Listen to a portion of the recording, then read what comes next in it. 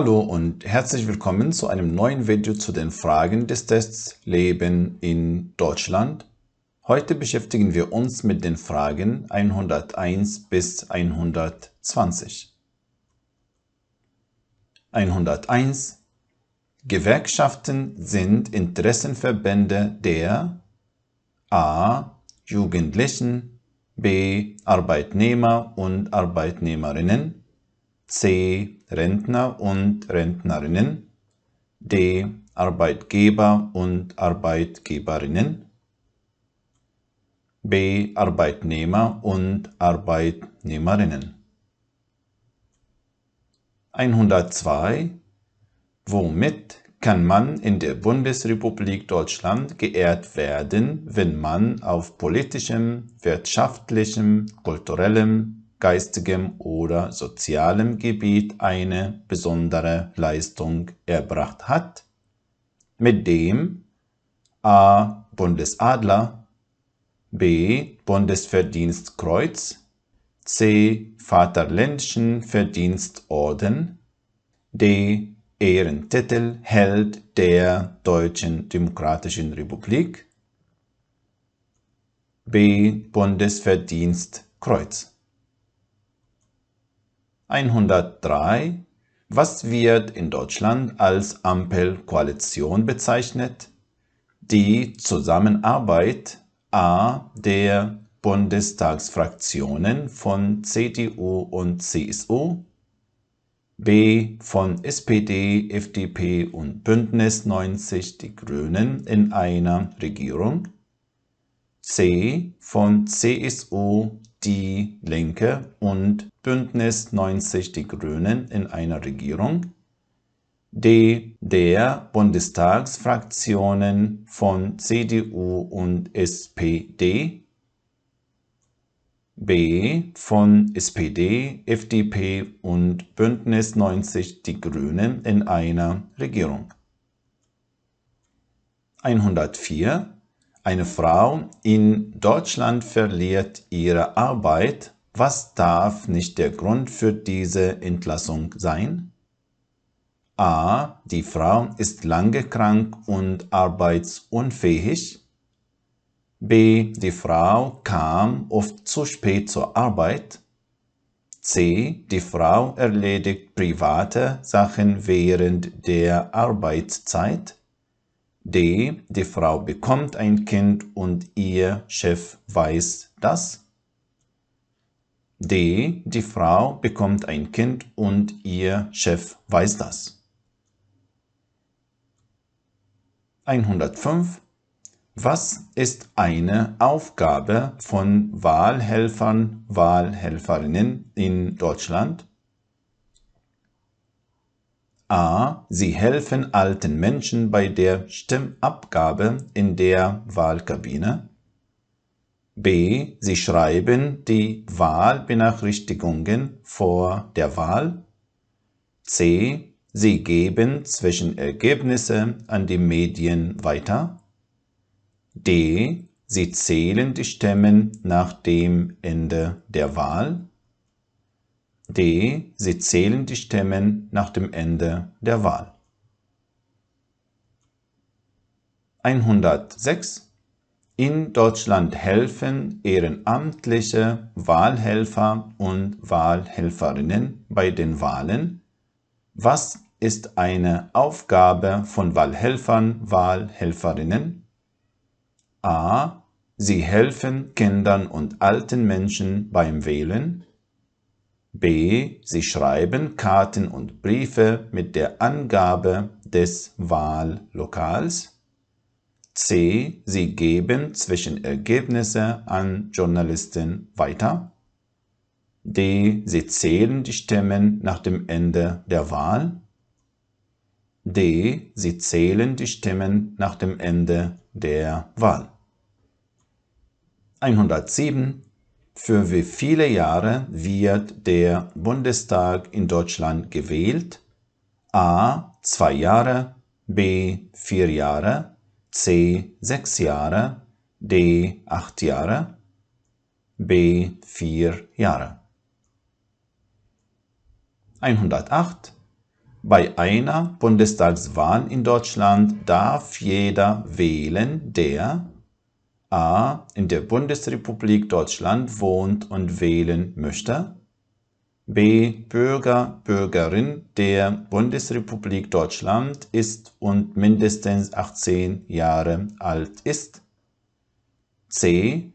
seit mindestens 3 Jahren in der Bundesrepublik Deutschland lebt, d. Bürger, Bürgerin der Bundesrepublik Deutschland ist und mindestens 21 Jahre alt ist, b. Bürger, Bürgerin der Bundesrepublik Deutschland ist und mindestens 18 Jahre alt ist.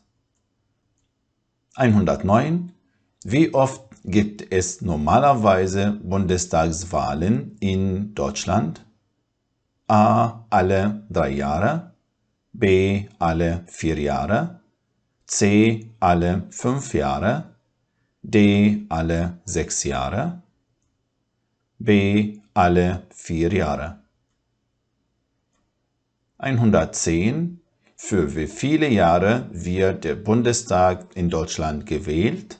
A. 2 Jahre, b. 3 Jahre, c. 4 Jahre, d. 5 Jahre, c. 4 Jahre. 111. In Deutschland darf man wählen. Was bedeutet das? A. Alle deutschen Staatsangehörigen dürfen wählen, wenn sie das Mindestalter erreicht haben. B. Nur verheiratete Personen dürfen wählen. C. Nur Personen mit einem festen Arbeitsplatz dürfen wählen. D. Alle Einwohner und Einwohnerinnen in Deutschland müssen wählen. A. Alle deutschen Staatsangehörigen dürfen wählen, wenn sie das Mindestalter erreicht haben. 112. Die Wahlen in Deutschland sind a. speziell, b. geheim, c. berufsbezogen, d. geschlechtsabhängig, b. geheim.